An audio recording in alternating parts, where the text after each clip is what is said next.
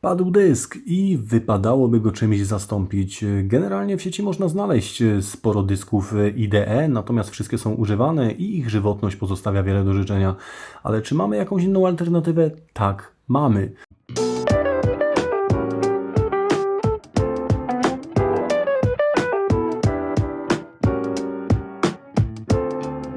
Najprościej ten oto dysk IDE byłoby zastąpić takim oto dyskiem SATA. Ale generalnie, no, czy to jest możliwe? Wielu z Was w tej chwili powiedziałoby, że nie jest to możliwe i nie da się zastąpić tym dyskiem tego dysku.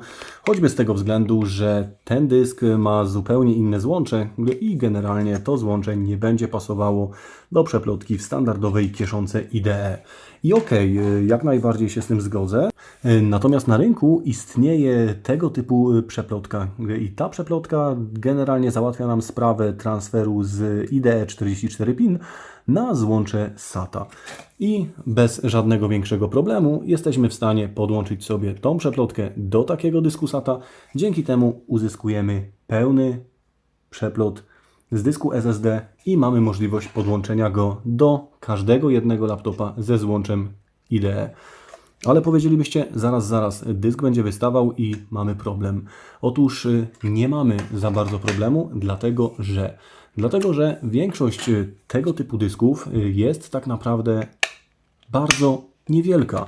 Każdy dysk SSD tak naprawdę w wielkości 2,5 cala to tylko obudowa i generalnie w momencie, kiedy sobie tę obudowę rozłożymy, naszym oczom ukazuje się prawdziwa wielkość dysku SSD, a mianowicie kawałek niewielkiej płytki.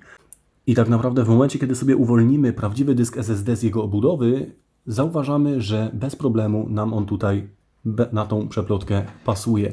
Wtedy samą przeplotkę jesteśmy w stanie bez problemu połączyć do złącza IDE i mamy tak naprawdę jeszcze spory zapas miejsca.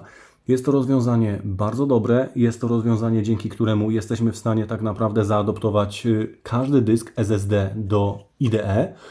Sama przeplotka jest wielkości standardowego dysku 2,5 cala, dzięki czemu będzie bezproblemowo pasować do każdej kieszonki i przeplotki w laptopie z standardem IDE i sama grubość całości będzie na tyle mała, że również będzie nam do wszystkiego pasować. Generalnie jest to rozwiązanie moim zdaniem dużo lepsze i też tańsze od rozwiązania typu karta CF do IDE 44 pin, z tego względu, że po pierwsze ta przeplotka jest od tej przeplotki tańsza, a po drugie karta CF o pojemności 32-64 GB jest relatywnie droga, a dyski SSD o pojemności 64-120 GB możemy już na dzień dzisiejszy kupić w granicach 40-50 paru złotych, co daje nam naprawdę świetną alternatywę dla naszych retrosprzętów. Będziemy mieli szybciej, będziemy mieli stabilniej, będziemy mieli bardziej energooszczędnie i będziemy mieli oczywiście całkowicie cicho. Generalnie z mojej strony to rozwiązanie jak najbardziej polecam i uważam, że na dzień dzisiejszy nie ma lepszej alternatywy dla standardowych dysków IDE.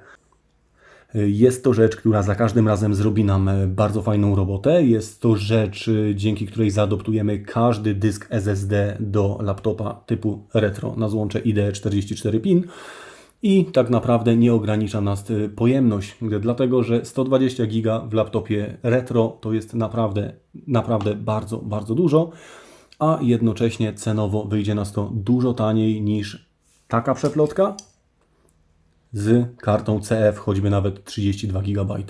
Więc biorąc pod uwagę, że samą przeplotkę do dysku SATA jesteśmy w stanie kupić na znanym portalu aukcyjnym za około 23 zł, czasami troszkę więcej, czasami troszkę mniej, w zależności od rodzaju aukcji, to jest to naprawdę świetna alternatywa. A jeszcze biorąc pod uwagę, że wielu z nas tak na dobrą skalę ma sporo jakichś tam mniejszych dysków SSD pochowanych w szufladach, to robi nam to zupełną robotę. Ze swojej strony jeszcze raz polecam to rozwiązanie i jak zawsze, jeżeli pomogłem, jeżeli filmik się podobał, zostaw łapę w górę. Jeżeli uważasz, że ten content do Ciebie trafia, może rozważ subskrypcję. Na pewno na tym kanale znajdzie się dużo więcej tego typu filmów. Z mojej strony tyle. Dzięki. Cześć.